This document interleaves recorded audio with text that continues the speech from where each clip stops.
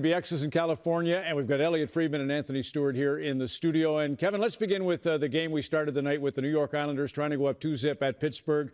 Big game, 83 hits, 83 shots. Your takeaway?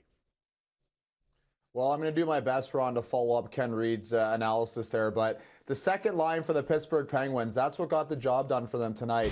Again, no Evgeny Malkin. So in slots, Jeff Carter. He's got 2 Stanley Cups of his own. And this was the game winner early in the first period. As Ken said, they came out flying. That crowd of 9,000 was rocking. And this is Carter's patience here on a great pass from McCann behind the net. This line was solid all night. And when they had the lead, in the third period, they were double shifting because of plays like this by Kapanen, winning puck battles, keeping it down low, high percentage, using their skill set, their big bodies. They created numerous scoring chances here along with Carter. This one off the rush was in the third period. That almost sealed it there with the Kapanen one-timer, but they were the line that got it done. With Malkin out, Carter stepped in nicely. And now we're back to a tight series. That's his first playoff winning goal since the 2014 Stanley Cup Game 3. So what about the game in Sunrise, Elliotte?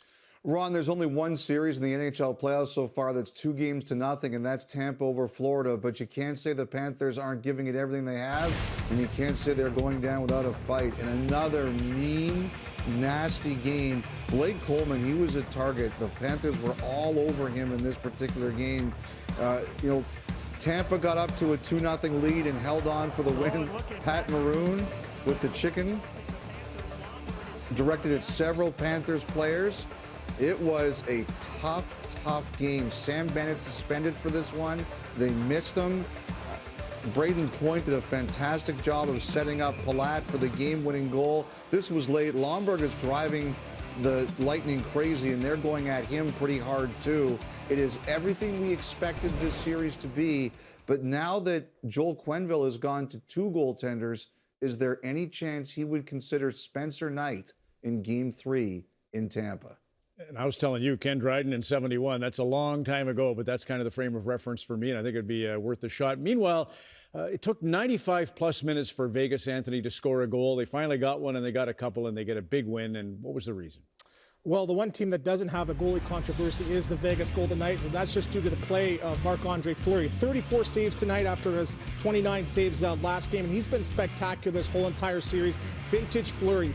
Acrobatic. He's got the glove sleeves. He's splashing the leather like a young Felix Potvin. He's just dialed in. And what's amazing about this now is that, how far he's come after last year losing his crease to Robin Lehner. He's really taking the bull by the horns right now. And I'll take it a step further. He is the early Conn Smythe favorite. I know it's very early, Ron, but Marc-Andre Fleury is playing some great hockey for the Vegas Golden Knights. Oh, absolutely. And what a story. 3 nights into the playoffs. Yeah, it's but early. Still, it's he got early. my first night tonight. I can make a splash here. Give me a break. That's a great splash, Anthony. And he got his Clancy nominee as well, did Marc-Andre Fleury. So truly fantastic. Ivanka and Ken, the big thing we're gaining is this sense of the energy around the buildings with the crowds. Montreal announced they'll have 2,500 for Game 6. The crowds tonight, 9,000 in the Steel City of Pittsburgh, Pennsylvania. Almost 9,000. It looked like more in Sin City, in Las Vegas. And it seemed to be a big thing for the goaltenders. Tristan Jarry and Marc-Andre Fleury, they had the crowd and they had their posts.